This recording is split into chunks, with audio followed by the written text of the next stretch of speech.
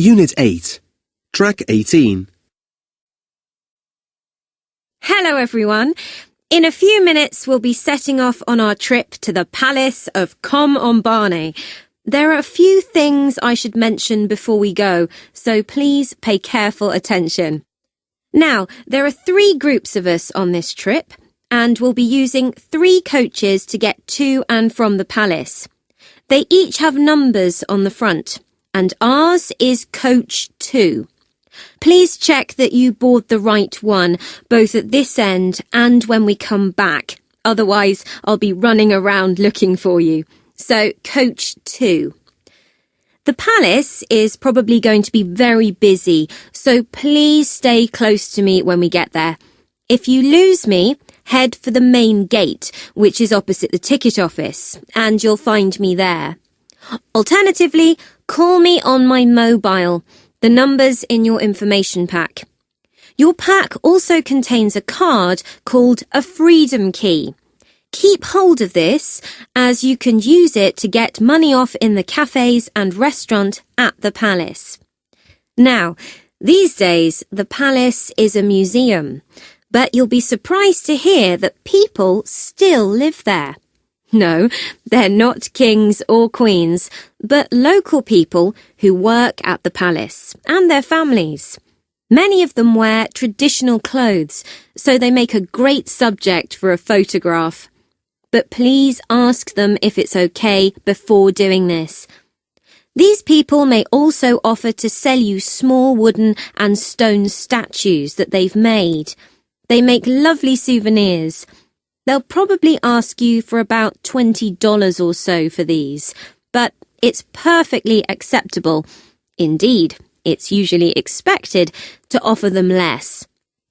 30% below the asking price would be an acceptable figure, but please don't try to go lower than that.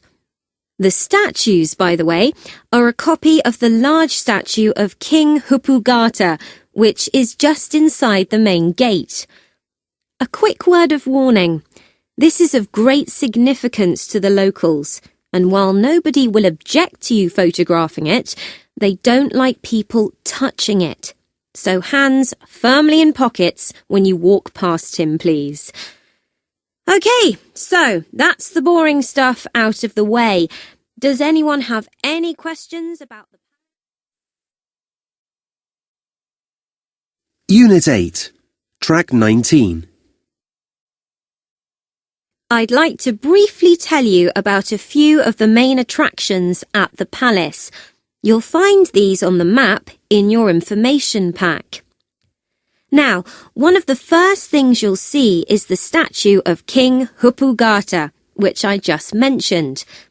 This is on the right-hand side of Monument Court, the main square inside the palace grounds.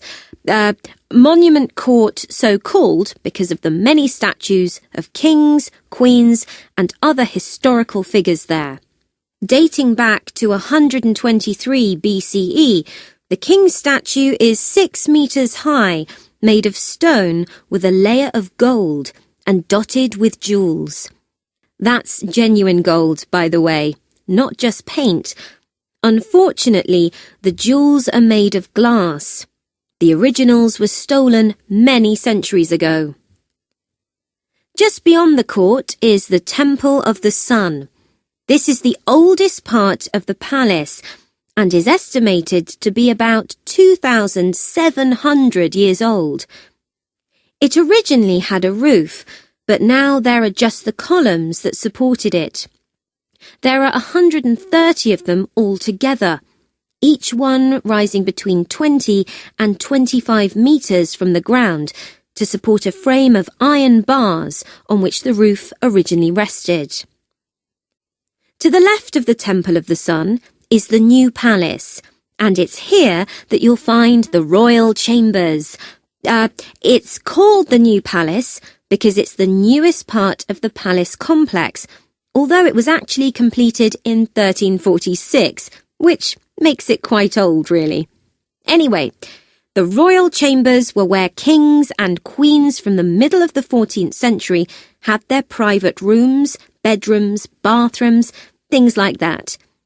It was also where they would have kept all their valuables, although these have now been moved to the Palace Museum, which is also worth a visit. This was opened in March 2010. No, sorry, 2011.